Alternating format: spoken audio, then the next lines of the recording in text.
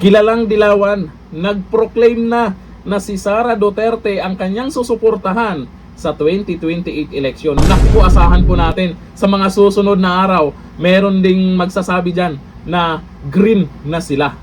Ito may dilawan. Siyempre yung mga nakasuporta or naniniwala sa kanya, susunod din sa kanya. Panoorin po natin ang video. Ngayon si VP Sara, ayaw na lang nagisgutan kay karon ang kinahanglan mo daog yun si Sara for president. Yun. Kung dilaw ka, kung pulaw ka, kung pink ka, kung blue ka, kung sa wala na minimo kaakig. Wala kami kaakig sa inyo. Upod na lang kita diritanan kay Sara. Oo, kay Sara rin daw lahat. Para sa aton pungsod. Dahil kung hindi si Sara Duterte ang magpresidente, walang mananagot. Ayaw Correct. si Rowena Guanzon magsasara Duterte. Kasi Sara Duterte lang ang presidente na kung siya ang manalo, may mananagot. Correct. Ilang taon ako sa politika. Sa tiyan pa lang na nanay ko, 67 years old na ako ngayon. Politiko na ako. Good member man nanay ko, 33 years. Wala pa ako nakita ng gobyerno na ganito. Puro ka magnanakaw. Ayun. Mga kawatan. Ang kailangan ng Pilipinas, reforma. Zero corruption. Zero tolerance. That is why this early, I already commit my support to you, Vice President Sara Duterte. Whether I run for senator or not, I Yun. am going to campaign as I am campaigning now for Sara Duterte, who will be the next president of the Philippines. Oh. At paalala, meron ding isa pang dilawan na mukhang nagpaparamdam na magiging green na. Etong dilawan na to, si Rowena Guanzon, bakit nga ba naging green bigla siya at hindi na naging pink? Matagal na po itong ayaw sa Marcos.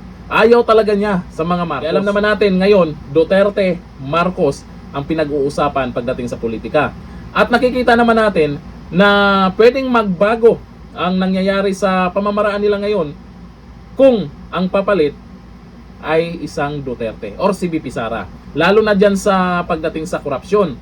Kung bagang nakikita lang po ng mga to, kung hindi isang Duterte ang papalit kay Dunyor, baka tuloy-tuloy lang na ganyan, na hindi mapanagot tong mga buhaya na nakakuha ng napakalaking halaga, malay-maletang pera. At ito po yung nakikita nilang solusyon na mapanagot ang mga yan, na makaupo si VP Sara Duterte. Kaya meron na pong dilawan, kilalang dilawan, at alam natin maraming supporters yan. Si VP Sara ay malakas yan, di ba? Malakas na siya, di ba? At ang taas ng trust rating niya. Tapos, madadagdagan pa.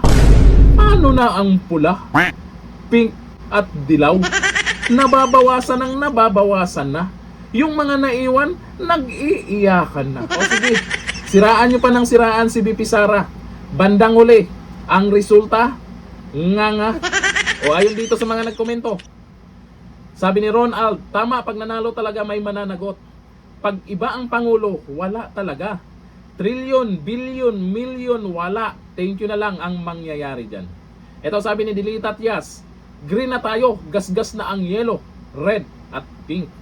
Ito sabi ni Marcera Jelvin, salute to Miss Guanzon, may tapang, malakas ang loob kasi walang bahid na korupsyon. Oy, maraming nag-agree dyan ha. O paano yan? Umpisa pa lang yan. Dyan sa kamera, alam natin, ang daming balimbing dyan. Tingnan nyo sa mga susunod na buwan. Maging green din yan. Dito na lang, thank you. Bye-bye.